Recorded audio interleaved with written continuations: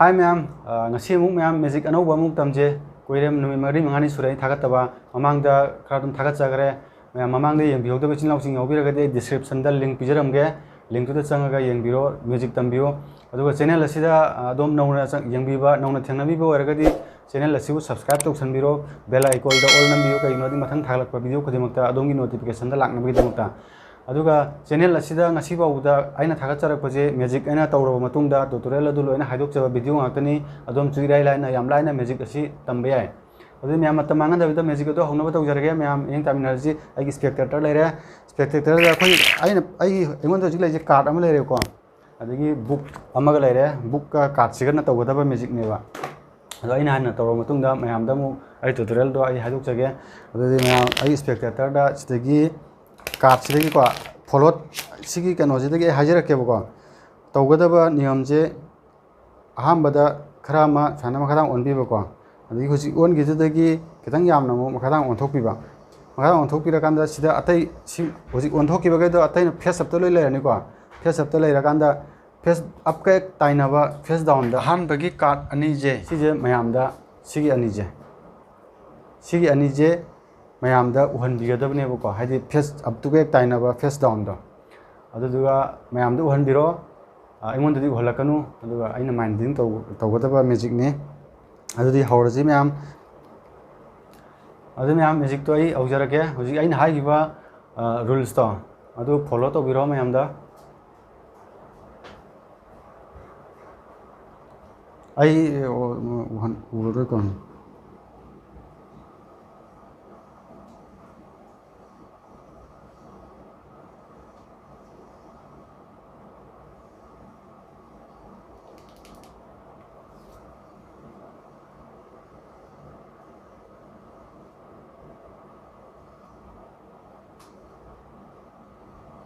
ma'am फजना मसिंग उहनबिरो अनी थंगनब अनी खटपीरगा अगोंदी उहलानु यारबा यारे अदुगा कार्ड तो सिदा थमगे को आई हुजिकी कैमतु होदे को आई उबगा सांसु कम लेती उबगी सांसु कम लेती अदनि मोदा आई सिदा बुक अम लेबो को बुक सिदगी हुजिकी हाइरिबा मसिंगदो अदुगी तारिबा मसिंगदो हाइदि डिजिट अनि दुगी तारिबा मसिंगदो सिगी चैप्टर सिदा चैप्टर यावै को पेज मसिंग पेज नंबर यावै को सिदगिदा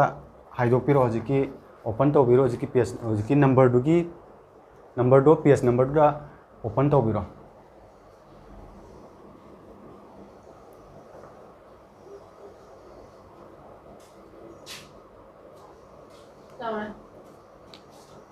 मैम तो हनबिरबा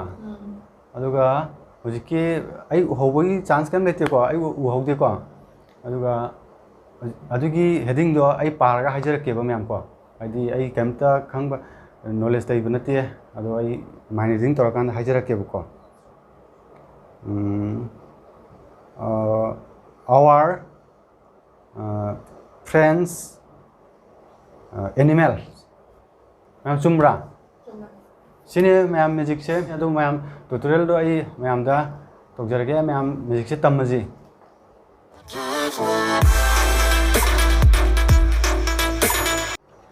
अदुदी मैम आई कनो दो मैम दा ताकचरगे मैजिक तो कमाई तो ट्रिक तो कमाई तो हाबदो मैम हाजरगे मैम कार्ड से नॉर्मल कार्ड को इचम चंबा कार्ड ने सी कार्ड से तौगदम इचम चंबा नॉर्मल कार्ड ना सिदगी अदोमना कमाई तो गदगे हार कंदा सिगी बुक से सिदगिदा चैप्टर अमा अखोइना बाय तो होरनी को मसिंग मानबो ओइगदबने को 88 55 66 स्वाइना मसिंग मानबो ओइगदबो को कइनोदी पेज नम अखोइगी तारकदो मसिंग तो मथक मखा खंगोइदबा नत्रगदी हाइदी 5 8 हाइरोने अदुदी 8 ना होदोरा 5 ना होदोरा खंगोइदबनिना मसिंग मानबो ओइगदबा देखो सी 77 जे लवर जेबो को सी 77 मैम यंग को सी 77 जे मैम खंबी होरनी अदुगा उब्रा सी 77 मैम खंगौरनी को अदो सिगी हेडिंग जे आंसर द फ्लोइंग क्वेश्चन सी खंगौरनी अखोना आंसर द फ्लोइंग क्वेश्चंस सी जे अखोना बाय तौरनी सिंहा पोरनी को और दुगा सिगी कार्ड सिदा हुजिकी 77 दो 777 दो अदु तानबगी दमकता 77 कार्ड अनि दो अखोना खंतोरनी 7 नम लेरे 7 नमगा सिगी कार्ड अनि जे सिगी कार्ड 77 जे सी कार्ड अनि जे मथकता थमरो याम लाइव ट्रिकनिको म्या 77 जे मथकता थमरो अदुगा यारे स्पेक्टेटर द पिरो दुम दुगा ngasai hariba follow द तहन बिरो समाना खरा मखादां ओलनबा अनि अनि सुबदम खतंग हेनो मखादां ओलनबा अदुगा अंदो जिकी 77 अदुम तारा लेरमनि सी मथक की फेस अप कई जे लोथोक पिग्रा कांदा सी मथक की फेस अप कई जे लोथोक पिग्रे को लोथोक पिग्रा कांदा जिकी ngasai की 77 अदुम लेरमनि तो आइदे 77 तो खाय कार्ड सिंजिगी खाय मथकता थंबिगदो म्या अमुको जो तोगे सी म्या मथकता लेरे को सी मथकता लेरनी म्या सी मथकता लेरे को सी मथकता लेरे अदुगा सी खरा ओंथोक पिरो मखादां अदुगा अमुको जो ओंथोक पिरो अदुगा अंदा सी फेस कई जे लोथोक पिरो फेस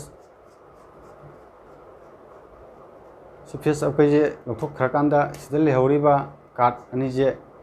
77 अदुम तांगेको सी 77 तारे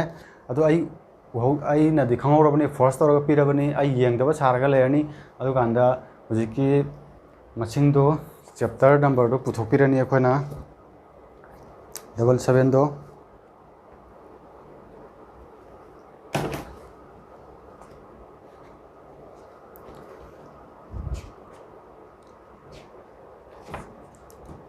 से 77 दो सिदे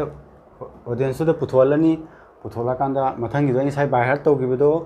सिलेरे answer the following questions CJ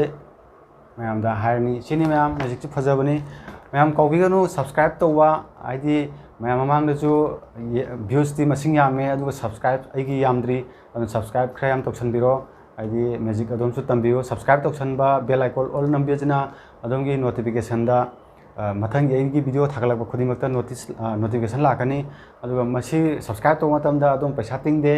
अदुगा अदोमदा कैसुमता problem लेते अदुना मैम सब्सक्राइब तौ कौबिगनु